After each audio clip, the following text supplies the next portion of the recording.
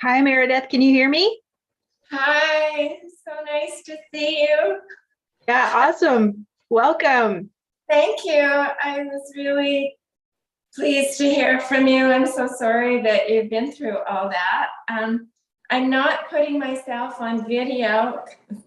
I had a I had a back injury last week, so I'm not sure if I'll be able to stay for the whole thing, but I really appreciate the opportunity.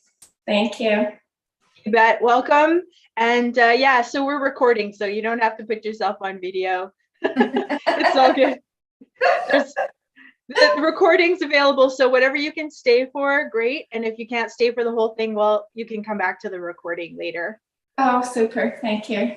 Yeah, so I'm just going to put you on mute. Yeah. Welcome. Thanks for coming in. There's people who are going to be watching on Facebook Live and YouTube Live too. So, all right, Dave, welcome.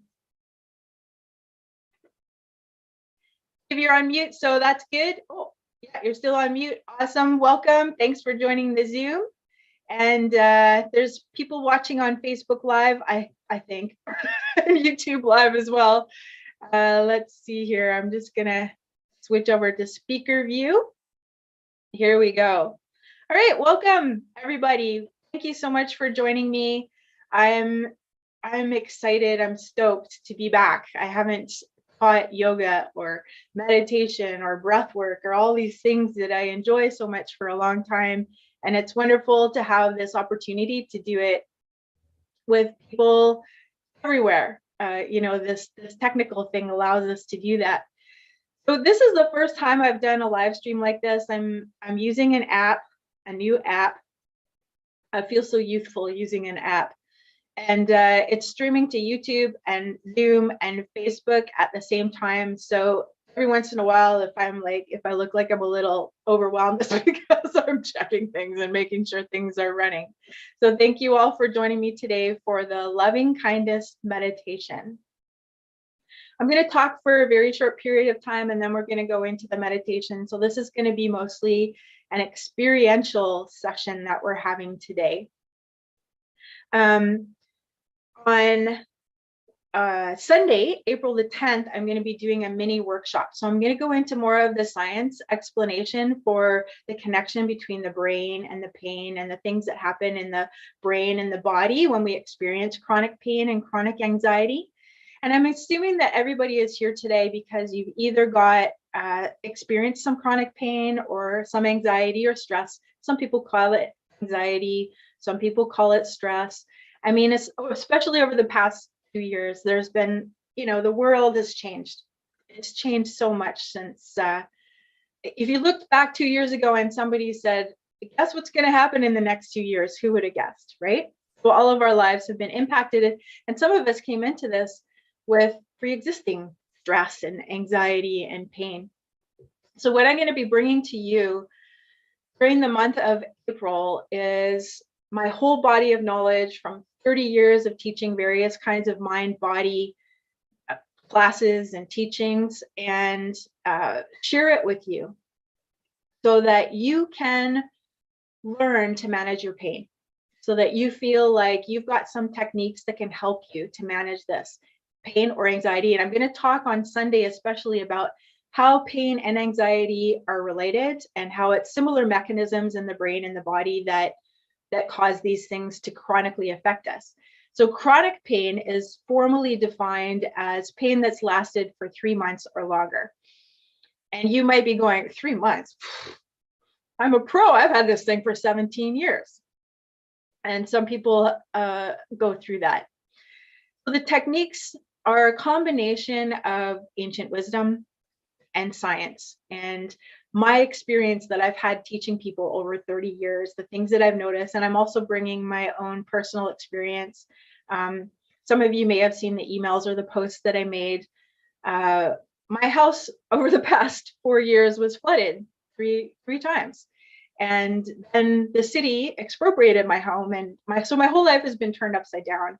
And of course, there's trauma associated with that. And I feel very grateful that I had these practices and this knowledge that I could fall back on so that I could come out of it and power on and still feel like a human being. Right, so we're going to be looking into various things over the month of April. We're going to be doing some specialized breath work. We're going to be doing some guided imagery, and we're going to be doing some meditation. So the specific type of meditation that we're doing today is going to be slightly different from what we're doing in the other meditations. I wanted to start with this one because it's so awesome. It's the best place to start if you're looking to manage your pain and reduce anxiety. The loving kindness meditation comes from a Buddhist tradition, and it's sort of been adapted along the way. I've adapted it a little bit, but I'm grateful for having these Buddhist teachings. Alrighty.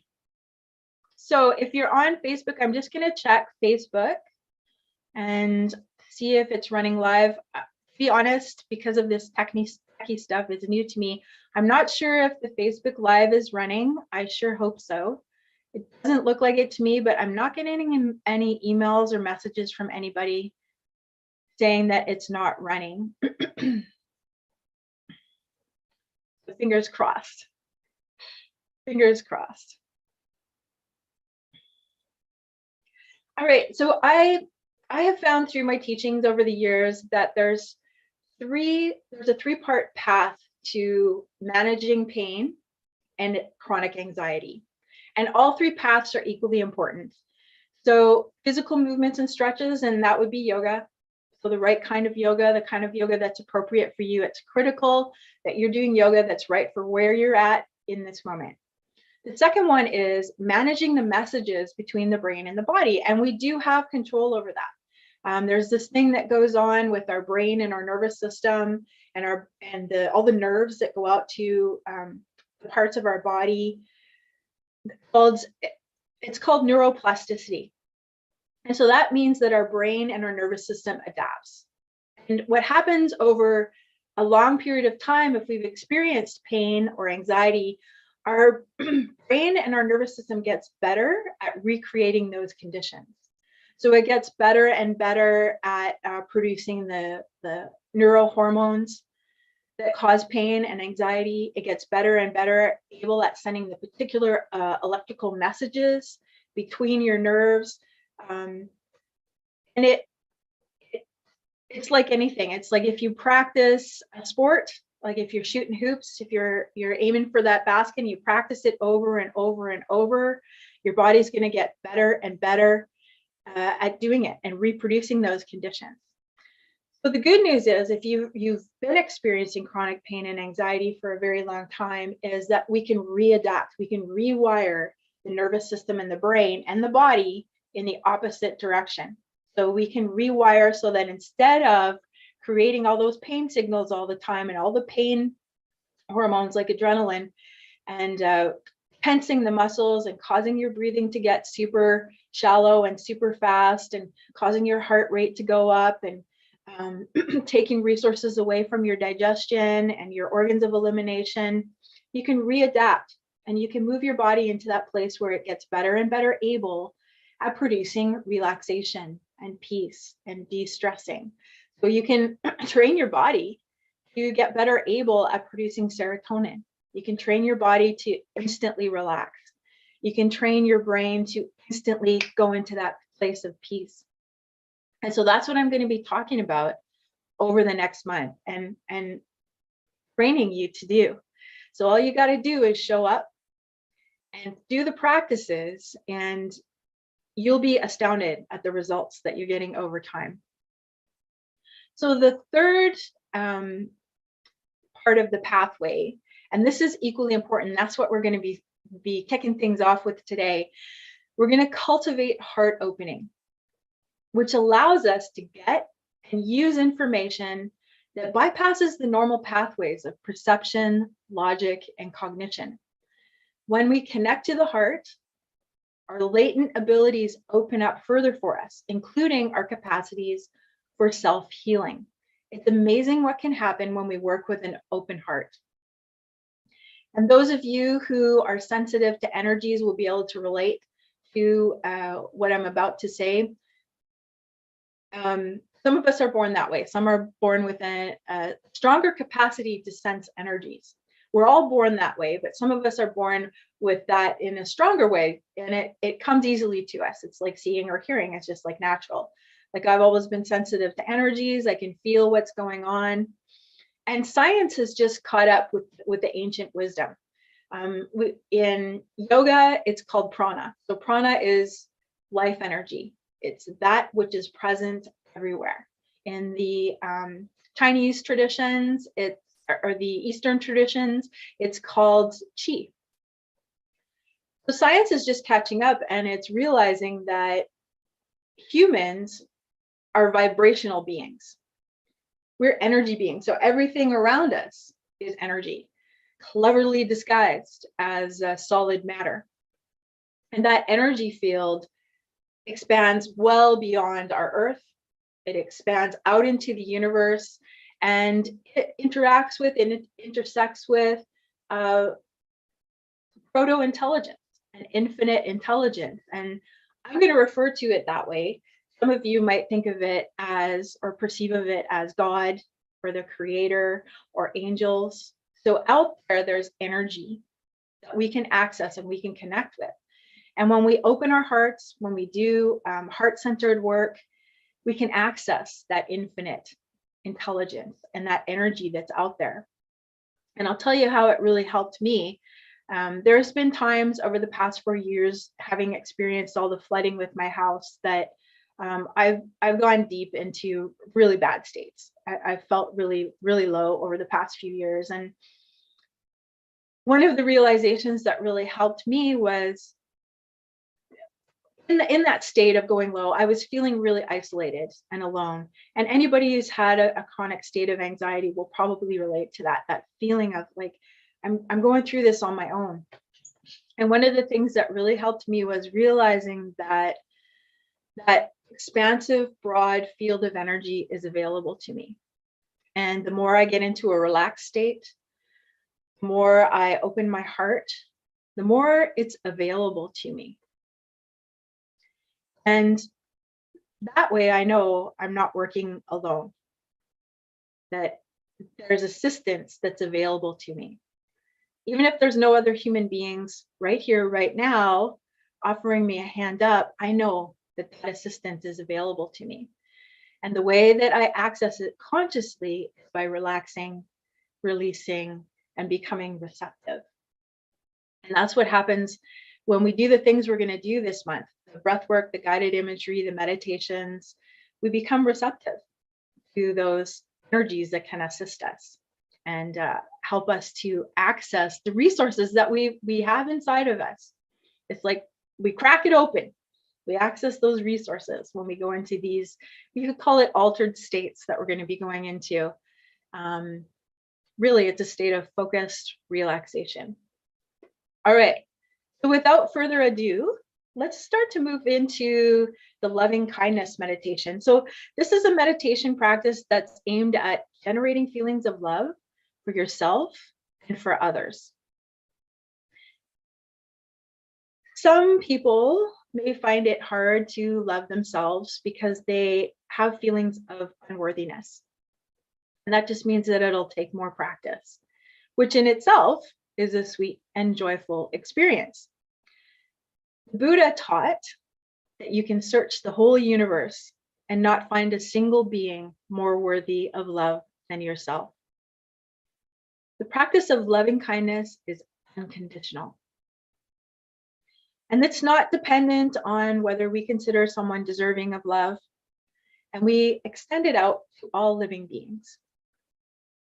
So as we go through this practice in a minute, see if you can allow yourself to feel emotions of love and warmth and tenderness grow in your body and mind. And let yourself sink into the intention of the phrases that I'm going to be saying. So this meditation involves repeating phrases, generating feelings of love, first towards yourself, and then towards someone that you love, and then towards someone else. And then we extend it out further and further until it's extended out to all beings.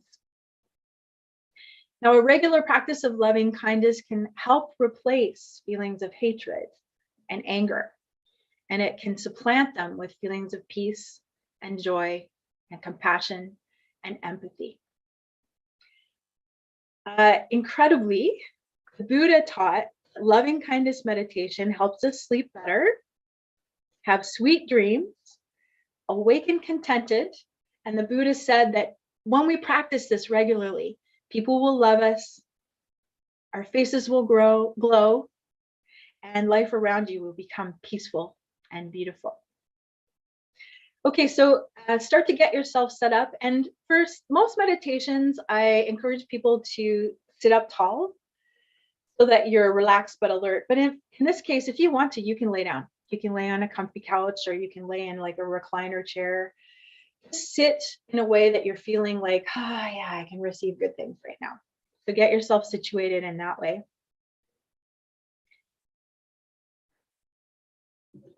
Make sure everything is turned off. There's not going to be any ringy dingy disturbing you. The pets outside. The loving kindness that you're generating can be extended to them, even if they're not inside this room. If you do have people present with you in the room, house, ask them either not to disturb you or to join you. They're welcome to join in. Okay, let's get started. So when you're ready, gently close your eyes.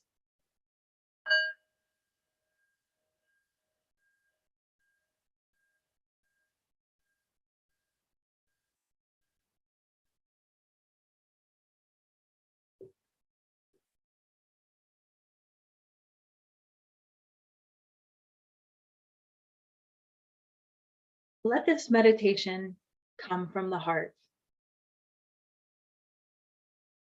As the phrases are repeated, let yourself visualize the person receiving loving kindness. Let yourself reflect on the positive qualities of that person and the acts of kindness they themselves have performed. Let yourself feel gratitude for the people you've been given to love. Let yourself feel gratitude for your ability to love. Take a deep breath in through your nose and exhale open mouth.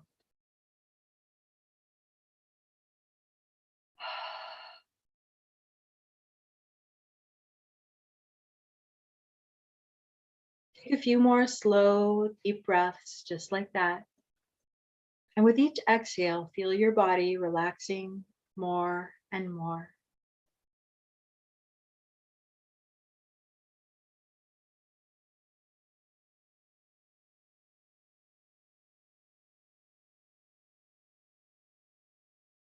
Feel the support beneath you. Let the muscles of your face relax. Begin with yourself. See yourself through the eyes of those who love you. Imagine holding yourself as a small child or a baby. Look at yourself with eyes of love. Let yourself be open and receptive to loving thoughts, just as you were in your earliest days. May I be joyful. May I have peace of mind.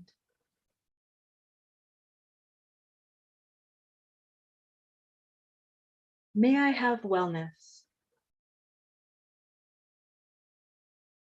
May my happiness increase.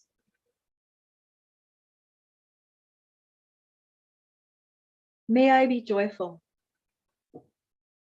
Visualize yourself receiving the loving kindness.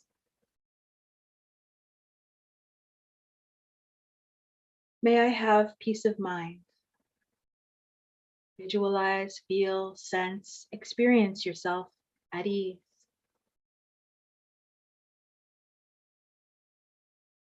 May I have wellness. Reflect on the blessings, however small, in your physical health that you have received.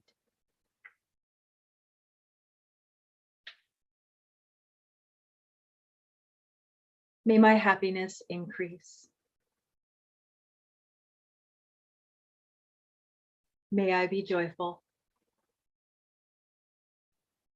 May I have peace of mind. May I have wellness. May my happiness increase.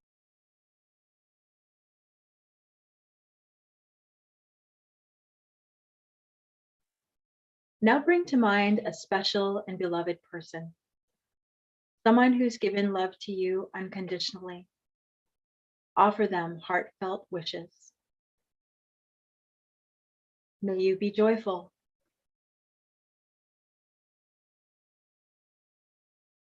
May you have peace of mind. May you have wellness. May your happiness increase. Picture that person in a state of joy and receiving love.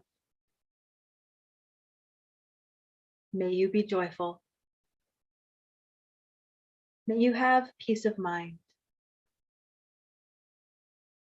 May you have wellness. May your happiness increase.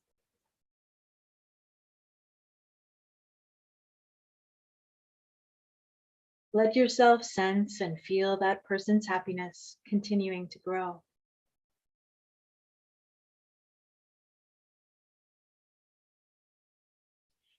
Now envision someone who's been a good friend to you and let your compassionate heart open to them.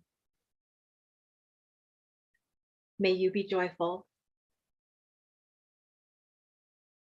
May you have peace of mind.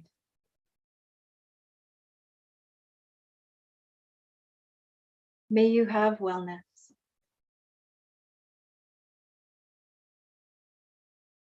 May your happiness increase.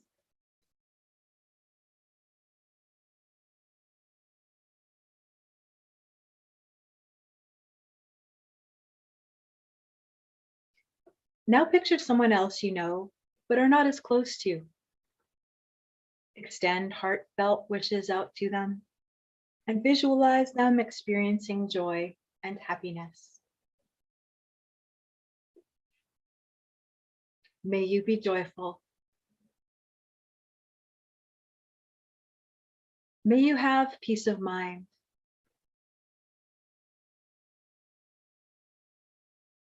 May you have wellness.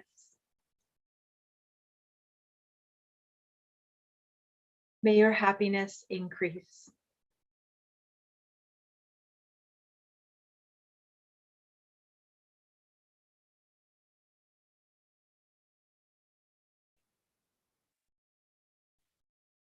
Now bring to mind someone who's difficult, perhaps someone you've considered your enemy.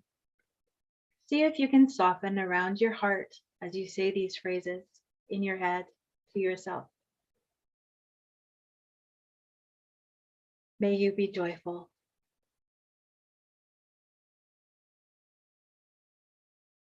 May you have peace of mind. May you have wellness.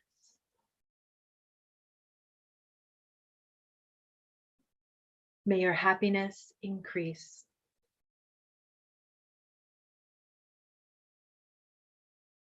Now let yourself open your heart further and extend good wishes out to all beings, all men and women and all creatures of the earth and beyond.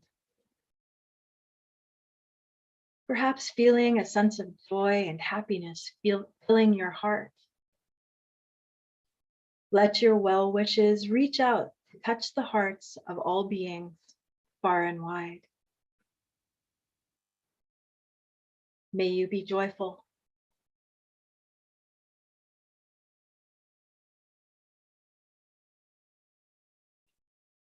May you have peace of mind.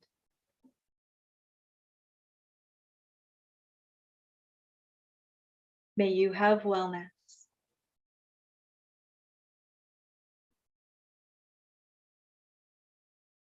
May your happiness increase.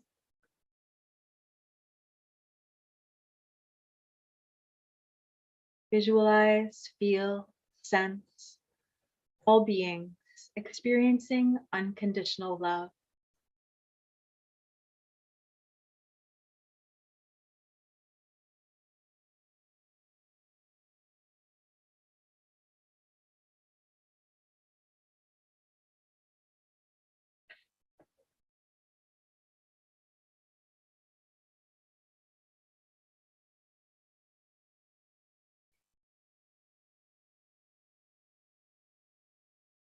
You can continue to rest in a gentle breath and a joyful heart as long as you like.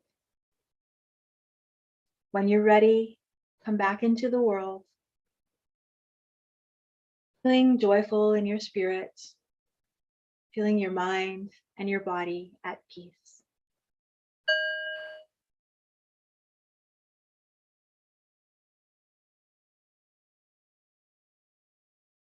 And I will see you here again on Sunday, April 10th at 1:30 p.m. Eastern Time, 10:30 a.m. Pacific. Namaste.